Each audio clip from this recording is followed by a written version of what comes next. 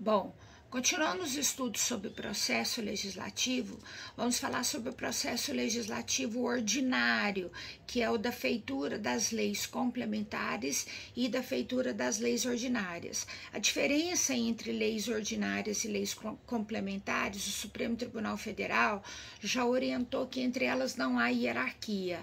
Há uma diferença de campo de competência, cada uma tem o seu campo de ação. A lei complementar ela tem um campo mais restrito, definido pelo Constituinte, então ele designa especialmente quando uma matéria deve ser discutida em sede de lei complementar, e lei complementar exige para a sua aprovação maioria absoluta. Já a lei ordinária, a lei comum, ela exige para a sua aprovação somente a maioria simples ou relativa. Artigo 61 diz assim: a iniciativa das leis complementares e ordinárias cabe a quem são os legitimados a apresentar um PLC, projeto de lei complementar, ou um PLO, projeto de lei ordinária.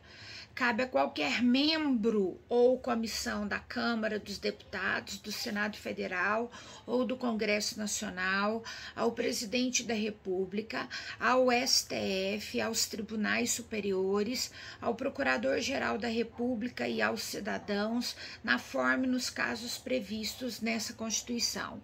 Então, quem pode apresentar projeto de lei? Só essas pessoas listadas no artigo 61 caput. Aí no artigo 61 primeiro, vocês vão se divertir lendo aí em casa, são as matérias de competência privativa do presidente da República, matérias que foram designadas para o presidente da República apresentar projeto de lei. Parágrafo 2º, a iniciativa popular poderá ser exercida pela apresentação à Câmara dos Deputados de medidas a iniciativa popular pode ser exercida pela apresentação à Câmara dos Deputados de projeto de lei subscrito por 1% do eleitorado nacional, distribuído por no mínimo 5 estados, com não menos de 0,3% de cada um deles. Então, ela exige uma participação de cidadania, de eleitores. Então, precisa distribuir esse eleitorado em 1/10% e a representatividade em 5 estados. Parágrafo 2º, o artigo 62, nós vamos estudar depois, que é medida provisória. Artigo 63, vocês vão ler em casa, que fala sobre aumento de despesa, quando é que não pode mexer em lei orçamentária.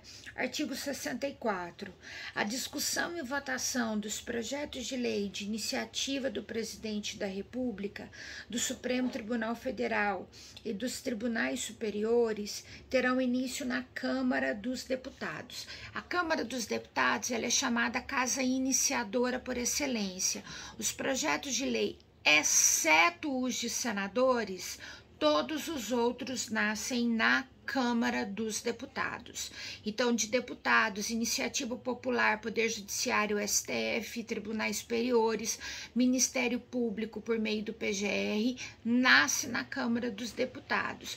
O Senado só recebe os projetos de sua autoria.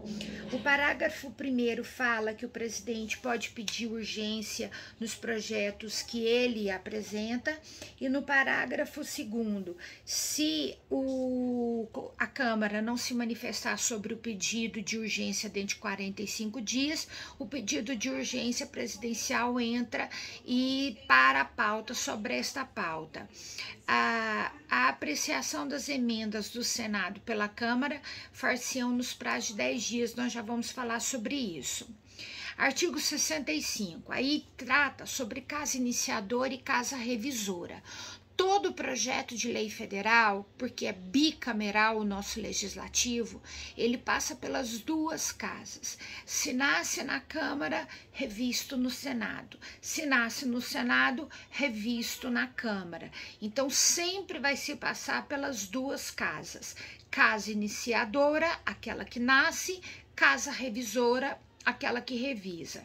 Artigo 65 diz assim: o projeto de lei aprovado por uma casa será revisto pela outra em um só turno de discussão e votação e enviado à sanção ou promulgação se a casa revisora o aprovar ou arquivado se o rejeitar. Sendo o projeto emendado, voltará à casa iniciadora. Então, tentem acompanhar comigo esse movimento. Vamos usar como exemplo casa iniciadora, a Câmara dos Deputados. Foi apresentado um projeto de lei na Câmara dos Deputados.